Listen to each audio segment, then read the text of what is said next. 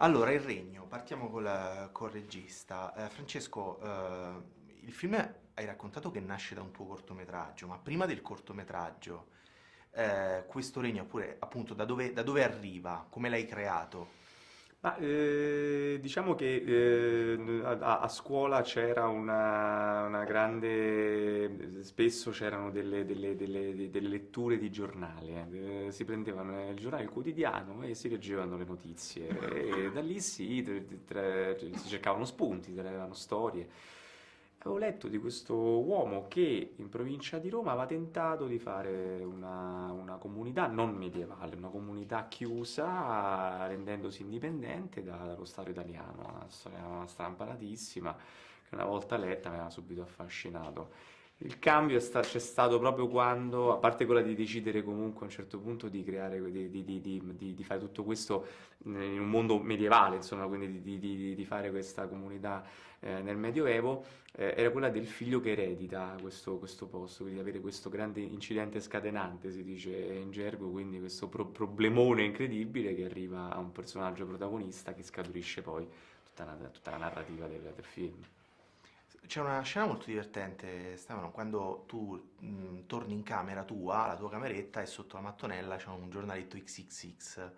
Ecco, c'è una cosa, quando eravate ragazzi, che nascondevate e che effetto vi fa adesso magari ritrovare cose che appunto appartenevano a un'epoca.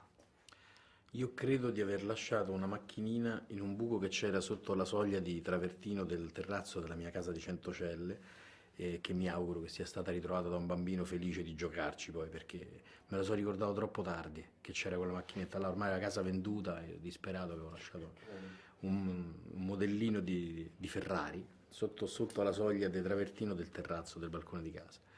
Quello mi mancherà per sempre. Per te, Max?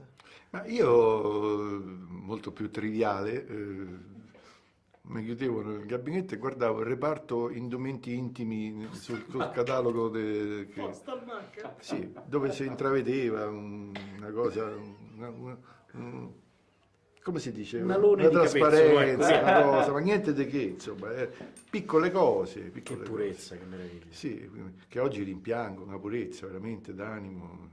E mi ricordo che feci rivedere a mio nonno 10 volte il dottor Tersili, medico della Mutua, perché c'era una scena dove una signora che lui si portava in barca rimaneva in Reggiseno e lui diceva, mio nonno faceva, qual è questa scena che fa ride? Moriva, poi gli ho fatto vedere 10 volte, pure di rivedere quella lì, quindi ero abbastanza procace. Precoce, però procace. Era procace quella del film. No, dai, non la mettete questa. Precoce, precoce. Precoce.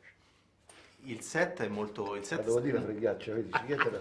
Da stamattina che mi preoccupavo, poi dico la freghiaccia, poi dico la fama e ho detto. Il set è molto particolare, molto bello. Siete tornati nel Medioevo. Appunto, dietro le quinte, che clima c'era? Che clima c'era sul set? È questo.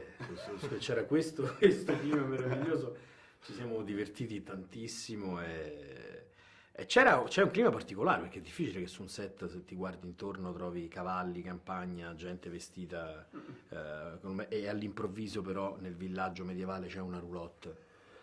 Perché comunque è un villaggio medievale con delle licenze, perché comunque è gente moderna che ha scelto di vivere nel Medioevo, ma il Medioevo che è quello che è, insomma, il Medioevo del Novecento.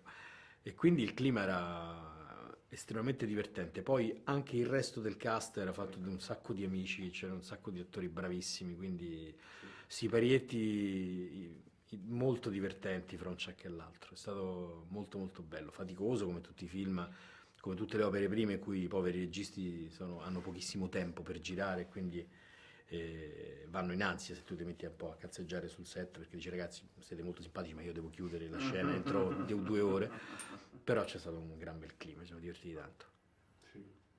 Grazie, Grazie grazie a te. mille. Grazie a voi. Grazie. Grazie a te.